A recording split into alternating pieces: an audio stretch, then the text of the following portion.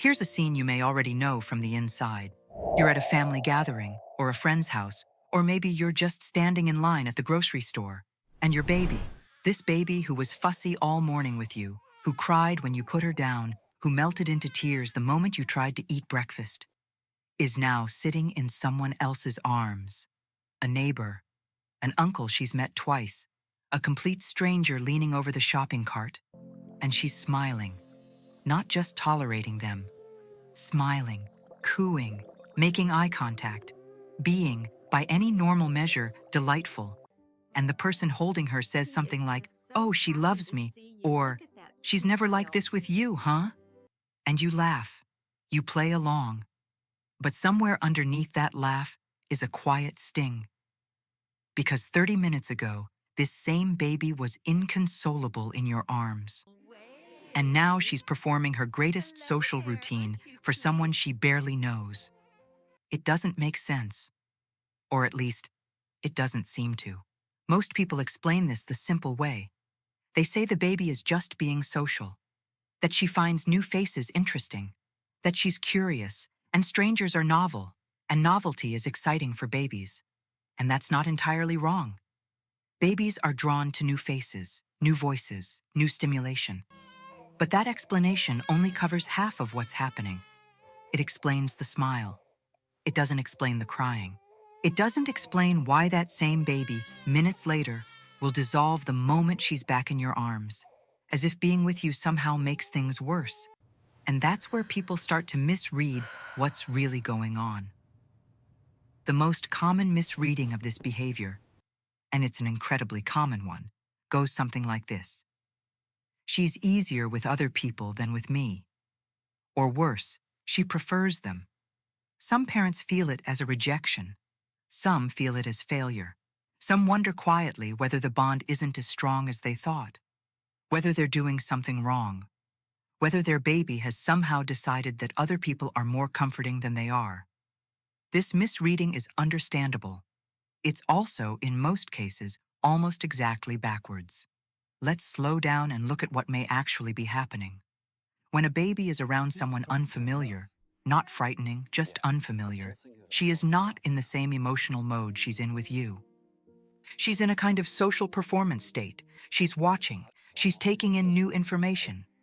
She's being pleasant in part because she hasn't built the kind of relationship with this person where she can afford to fall apart. That may sound strange, but think about it from the baby's side.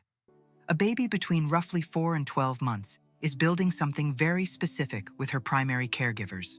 She is building what developmental psychology calls an attachment relationship, a bond organized around emotional safety. And one of the most important features of that bond is this. It becomes the place where she can express what she actually feels. Not what's socially smooth, not what's easy, what's real. With a stranger, she doesn't have that.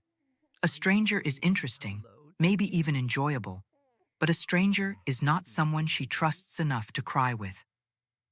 Not someone she's tested enough to bring her hardest emotions to. Not someone her nervous system recognizes as the person who can help her when things go sideways. You are, and that's the part most people miss. The crying she does with you isn't a sign that you're failing. It may be a sign that you're the one she trusts enough to stop holding it together. There's a concept in developmental psychology that helps make sense of this. It's called co-regulation, the process by which a baby uses the presence, voice, rhythm, and emotional tone of a familiar caregiver to help organize her own internal state. Babies are not born knowing how to manage their emotions. They learn it gradually, and they learn it relationally, through repeated experiences of becoming distressed and then being helped back toward calm by someone who is consistently present. This is not something a baby can do with just anyone. Co-regulation depends on familiarity, on trust, on a history of being responded to.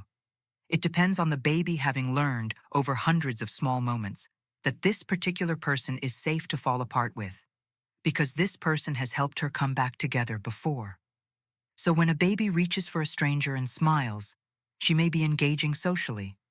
But when she reaches for you and cries, she may be doing something far more significant. She may be saying, in the only language she has, I held it together out there, and now I need to let go. And I'm letting go with you, because you're the one I trust to hold this. That is not rejection. That is the opposite of rejection. There's another layer here worth understanding. Babies in this age range are beginning to develop something called social referencing, the ability to look toward a familiar adult to help interpret an unfamiliar situation. When a baby encounters a new face or a new environment, she doesn't just react to what's in front of her. She checks in. She looks back at the caregiver. She reads tone, expression, posture. This means her calm behavior with a stranger may actually be partly organized by you. If you seem relaxed, she reads the situation as safe. She engages, she smiles, she's socially open, in part because your presence, even in the background, is giving her the signal that it's okay. But the moment she comes back to you fully, the moment the social scene ends and it's just the two of you again, the performance drops. She doesn't need to read the room anymore. She's home. And whatever was building underneath, tiredness, overstimulation, hunger, the low hum of tension she was carrying the whole time, now has permission to surface. You didn't cause the crying. You made the crying possible. This is what makes this behavior meaningful, far beyond its surface appearance. What looks like a baby being difficult with family may actually reflect a baby whose attachment relationships are working. A baby who has learned that there are certain people in her world who can handle her real emotional states, not just the pleasant ones. A baby who distinguishes, at a very early age, between relationships where she performs and relationships where she can be honest. That distinction matters. It matters enormously.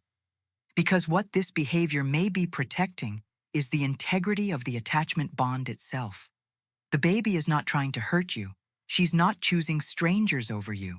She's preserving you as the person she brings everything to, the hard stuff, the messy stuff, the emotions she can't regulate alone. And in a way, every time she cries in your arms after being calm with someone else, she's reinforcing something, that you are the safest place she knows. So what should you actually observe? First, pay attention to the pattern, not just the moment. If your baby is generally warm with strangers, but more emotionally intense with you, and she's between 4 and 12 months old, this is very often a normal and even healthy pattern. It doesn't mean something is wrong. It may mean the attachment system is doing exactly what it's designed to do. Second, notice what happens during reunions. When you pick your baby up from someone else's arms or come back after a brief separation, does she reach for you? Does she settle eventually, even if she cries first? Does she use your presence to come back down? These are signs that the bond is functioning, that she sees you as a co-regulator, not just a caretaker. Third, notice the context. Is she more likely to cry with you after periods of stimulation? After being around a lot of people? When she's tired or hungry? If so, the crying may not be about you at all. It may be about what she was carrying before she got back to you. You're not the cause. You're the landing pad. Fourth, and this one is easy to overlook, notice how you feel. If this pattern makes you feel rejected, guilty, or anxious, that emotional response is real, and it deserves attention. Not because something is wrong with your baby, but because how you interpret her behavior shapes how you respond to it. And a parent who believes they're being rejected may start to pull back, not out of cruelty, but out of self-protection. Understanding what's actually happening can change not just your thinking, but the quality of the interaction itself. Now, a brief but honest word about when this may deserve closer attention. If a baby shows no preference at all between familiar caregivers and strangers, if she goes to anyone with equal ease, never checks back with the caregiver, never seems to seek comfort from anyone specific, and shows no distress at all during separations, that's a different picture. It doesn't automatically mean something is wrong, but it's worth noticing. And if that pattern persists, it may be worth raising gently with a pediatrician or a developmental professional. Not from panic, but from attentiveness. The behavior we've been talking about in this video, smiling for strangers, crying with family, is usually not that. It usually points in the other direction entirely. It points toward a baby who has learned to trust selectively, who has organized her emotional world around the people who feel safest, who saves her deepest, messiest, most unregulated feelings for the people she believes can handle them. So the next time your baby lights up for a stranger and then falls apart the moment she's back in your arms, try to hold this in mind. She's not choosing them over you. She's showing you something she doesn't show them. The easy smile she gives a stranger is social. It's light. It's manageable. But the cry she gives you, that deep, full, unguarded cry, comes from a different place entirely. It comes from trust. From the knowledge, built slowly over thousands of small moments, that you are the person she doesn't have to perform for. That cry is not your failure. It may be the strongest evidence of your bond.